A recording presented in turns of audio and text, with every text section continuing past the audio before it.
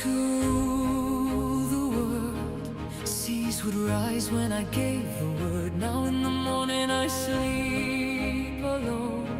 Sweep the streets I used to own. Unë jam Angji Qeliku dhe ky është rrugtimi im me Skoda Albania.